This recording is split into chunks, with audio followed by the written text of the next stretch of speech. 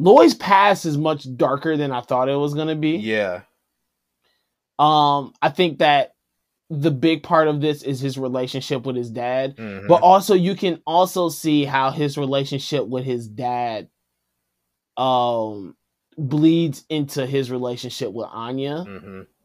especially when it comes to the schoolwork and trying to like there comes the schoolwork, but also you can tell that very much as a parent, because you do catch Loid getting more invested with his family as time goes along and more invested into Anya, and I think that he really does see Anya as his daughter. Mm-hmm. But you can tell how he really, I think it's intentional in a way of how he attempts to parent Anya much differently than the ways that he was parented. Yeah, because like Like, you see his dad like slap him for like playing war with his friends, but we don't never see Loid ever put his hands on Anya, like ever, at all. and not even that. It's not even just putting the hands on Anya, but you can tell that he doesn't put the pressure on Anya the way that he felt that he had pressure on him. Yeah.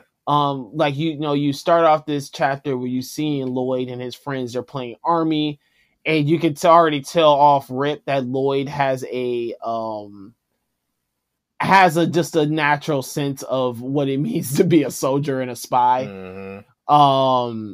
But and also side note, I love how they blank out his real name when they say that the boy's name is blank, his code name is Advisor. Yeah. And that's all you really know. And the one day he grows up to be Twilight. Yeah. But I love how you could already tell that he has this natural sense of being a spy, being a soldier, and that this is something that is as a young kid, especially growing up in this country that is torn between the East and the West, that he's already buying into this propaganda of these Eastern soldiers and these people over there, they're monsters. You know what I'm saying? It kind of has that, Gabby in them from, season 4 when they get introduced, like how their mindset is like, oh, we got to take down the folks on parody. You know what I'm saying? Like it kind of feels something like that, but in this sense, because it also, when it came to Loid's like backstory, it seemed kind of like it was harsh, but I didn't think it was also going to be like some type of uplift as well. Like he wants to like do right by his father. So like when it came to his father going on a business trip, but when we get to it, that he asked him for money so that he go buy books because his dad wants him to actually be a scholar and all of that. But he lied about that so he could go buy this newest model gun, and he was already sick. It to his stomach. He was like, I shouldn't have lied to my pops, man. Like, I really wish I could take this all back. Like, you already see Loid kind of like understanding right from wrong and wanting to do right by his father because he knows that he knows right from wrong already as a kid. And you kind of see him flesh that out with Anya, like, he trusts her a lot and he sees that she has wise judgment, even though for the fact that like she reads his mind for like 99% of the stuff. Like the fact that she seems so mature to him and how his methodology of parenting comes off on her, you kind of see it play off from that. Nah, definitely. And also going back to his dad, I think one thing that I really enjoy is that although his dad comes off as not even come off as but he's slightly abusive. Yeah.